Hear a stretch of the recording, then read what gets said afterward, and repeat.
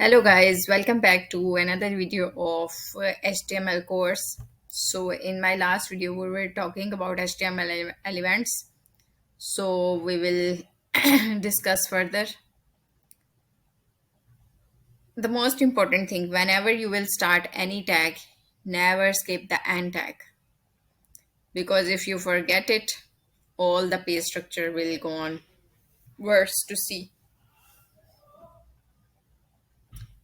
So empty HTML element. HTML element with no content called empty elements. The BR tag define a line break and is an empty element without a closing tag. Here you can see that we use it for line break. Let me show you. Here you can see that this is the line break. Then paragraph with the break line will come in the next line. Let's break it further with let me mention it here. Run. Got it? So BR is used for line break.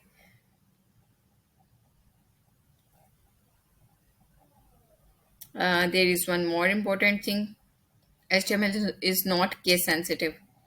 You can mention it with capital letter or also with a small letter. The HTML standard does not require lowercase tags, but W3C recommends lowercase in HTML and demands lowercase for stricter document type like XHTML.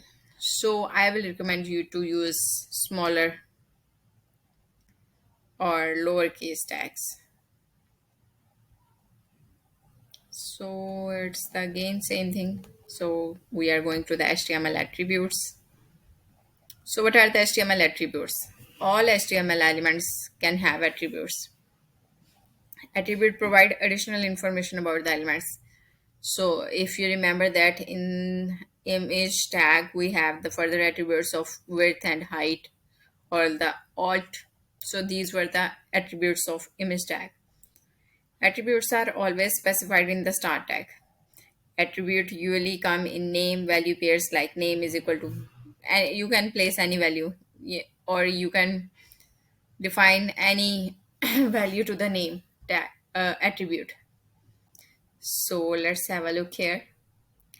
The href attribute, it is used for link. The a tag define a hyperlink. The href attribute specify the URL of the page the link goes to. We have already discussed it in the previous video. So here is another example. Here is the attribute of source inside the image tag. So there are two ways to specify the URL in the source attribute. Absolute URL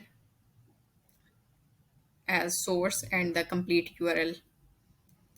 Or external images might be under copyright. If you do not get permission to use it, you may be in violation of copyright laws. So it is very important to keep in mind whenever you will use any image from any website because they can claim copyright on it.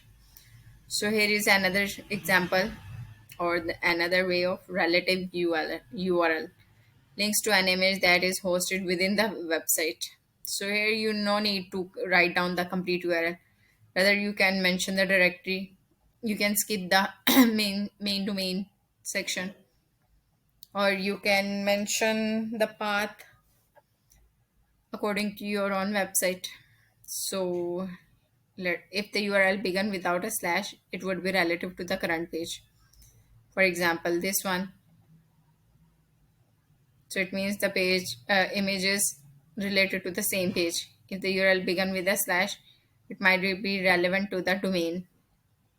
Like this. Got it? One more tip. It is almost always best to use relative URLs. They will not break if you change domain. That's great.